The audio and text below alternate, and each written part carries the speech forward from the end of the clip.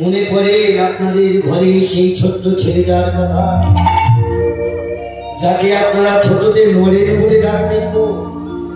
এখন আপনারা যাকে স্বামী বিবেকানন্দ নামে চেনেন, এই স্বামী বিবেকানন্দ জগৎকে শিক্ষা দেওয়ার জন্য তিনি একটা সুন্দর বাণী উপহার দিয়েছিলেন।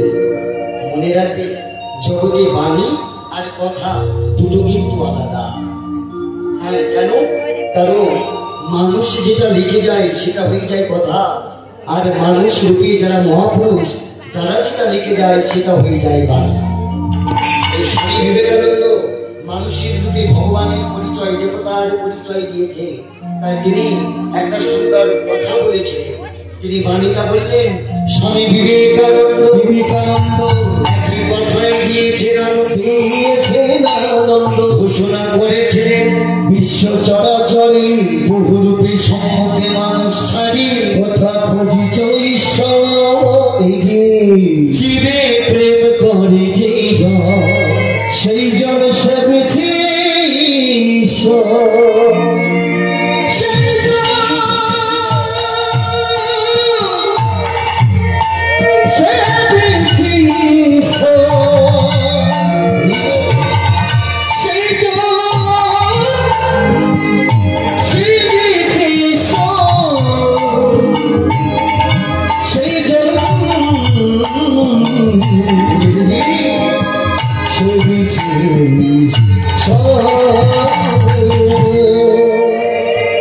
আগে ঘরের ছেলের কথাটা ভাবো, তবে ভগবানের কথা ভাববে।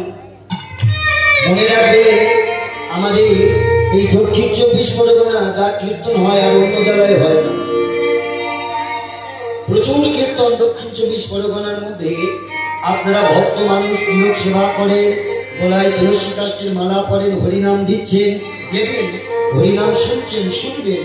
তবে এতগুলো ভক্ত আছে, একজন হাত তুলে বলতে পারবে যে বিশ্বরূপ বাবা, আমরা হরিনাম শুনে একদিনের জন্য ভগবানকে পেয়েছি, ভগবানকে দর্শন করেছি, একজন বলতে পারবেন?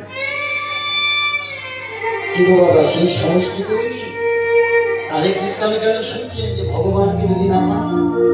মনে রাখবে, এই জগতে 10 টাকা দিয়ে বৈষ্ণব সাজা যায়, কিন্তু 10 বছরে একটা বৈষ্ণব হওয়া যায় না। কেন জানেন? আজকে আমরা টাকার জন্য সেজেছি, কিন্তু হতে কি পেরেছি?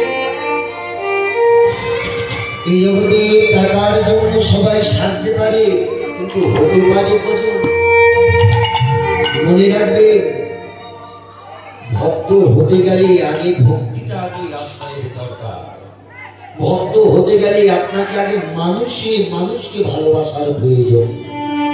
এটা আমি বললাম না বাবা, আপনার ঘরের ছেলে স্বামী বিবেকানন্দ বললেন, জীবে প্রেম করে যেই জন সেই জন সেবিছে ঈশ্বর। যারা জীবকে ভালোবাসে, মানুষ হয়ে মানুষকে ভালোবাসে, তারাই তো আগে ভগবানকে ভালোবাসে। মনে রাখবেন, মনে পড়ে আপনাদের মতো এক মায়ের কথা, যিনি পশ্চিম বাংলার বুকে মেদিনীপুর জেলায় জন্মগ্রহণ করেছিলেন, যিনি ইংরেজদের হাতে 6টি গুলি বুকে খাবার পরও ভারতের পতাকাটা নিতে পড়তে দেয়নি। বলুন তো মায়েরা, সেই মাতার নাম কি ছিল? মাতঙ্গিনী হাজরা। দেখবেন কলকাতার দিকে যদি আপনারা যান, এই মাতঙ্গিনী হাজরার কিন্তু স্ট্যাচু করা রয়েছে। নিজেকে একটু বিচার করে প্রশ্ন করে দেখুন, এই মাতঙ্গিনী হাজরাকে দেখতে ভালো ছিল, তাই স্ট্যাচু করেছে। মনে রাখবে, এই জগতে মানুষ রূপে বড় হয় না, কর্মে মানুষ বড় হয়। জগতে যদি আপনি সাজতে হয়, রূপটাকে না সাজিয়ে আপনি আপনার চরিত্রটাকে আগে সাজান। কথাটা হয়তো একটু বড় বলে ফেললাম, কেন জানেন? কারণ আজ বলার অধিকার দিয়েছেন, তাই আমি বলছি।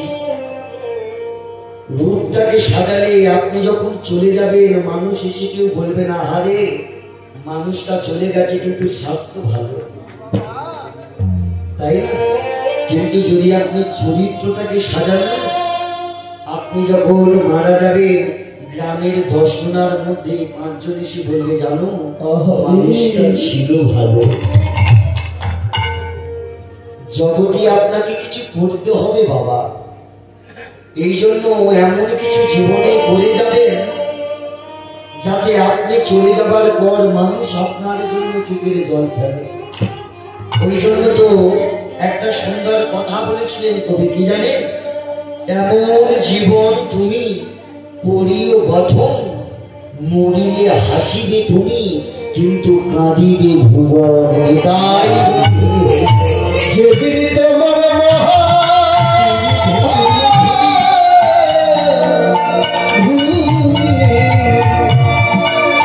বুঝবি তুমি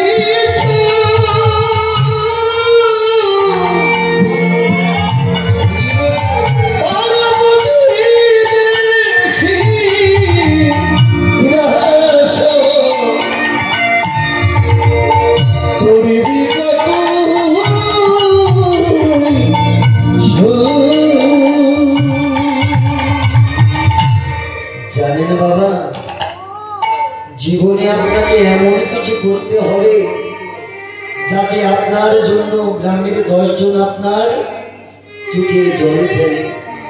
তাই তো কবি বললেন এমন জীবন তুমি করিও গঠন, মরিলে হাসিবে তুমি। যখন আপনার মৃত্যু হবে আপনি হাসতে হাসতে যাবেন কিন্তু আপনাকে হারিয়ে কাঁদিবে ভুবন। মনে রাখবেন বাবা, জগতে এমন কিছু করতে হবে। তবে জানেন জীবনে মানুষকে দেখে কখনো বড় দুঃখ লাগে, জানেন মানুষকে দেখে তখন আমার দুঃখ লাগে তখন যখন শ্রাবণ মাসে আমাদের মতো কিছু ছেলেরা ওই শেওড়াফুলি থেকে জল নিয়ে কাঁধে বাঁধ নিয়ে তারকেশ্বরে গিয়ে বাবার মাথায় জল ঢালে। এদেরকে দেখে আমার বড় কষ্ট লাগে বাবা, কত কষ্ট করে তারা যায় তাই না বাবা? দেখবেন শেওড়াফুলি থেকে জল নিয়ে কাঁধে বাঁধ নিয়ে অনেক ছোট পায়ে গামছা বেঁধে চলেছে বাবার কাছে, হাঁটতে পারছে না, তারা বাবাকে বাবার জন্য বাবার মাথায় জল ঢালছে। এদের দেখে আমার বড় কষ্ট হয়। কেন জানি?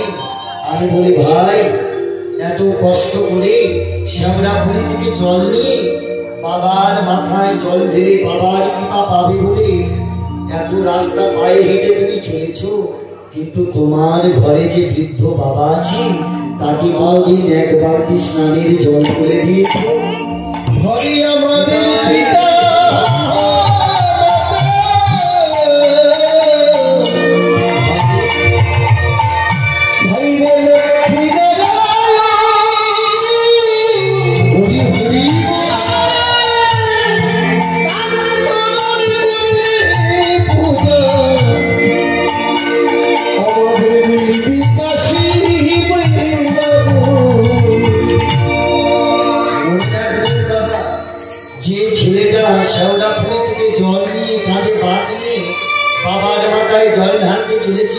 তাকে প্রশ্ন করে দেখো তো ভাই, যে ভোলানাথের কৃপা পাবে বলে শিবলিঙ্গের মাথায় জল ঢালছো, তুমি বাবার কৃপা পাবে, কিন্তু তোমার ঘরে যে বৃদ্ধ বাবা আছে ওই তাকে তো কোনোদিন একবার স্নানের জল তুলে দিল। ওরে বাবু, আসল ভগবান তো তোর ঘরে বসে, পাগল তুই আসল ভগবান তোর ঘরে বসে, সেই ভগবানকে কোনোদিন যত্ন করলি না, আর পাগলের ভগবানকে বাবার জন্য তুই ছুটে বেড়াচ্ছিস। মনে রাখবে না বাবা, যতই যাও না মন্দির মসজিদ, যতই যাও না তীর্থস্থান, ঘরের বাবা মাকে না ভালোবাসলে হয় না খুশি ভগবান। এই জগতে সন্তানদের শুধু অপরাধ করলে হবে না, মনে রাখবে এই জগতে আগে মাকেও ভালো হতে হবে।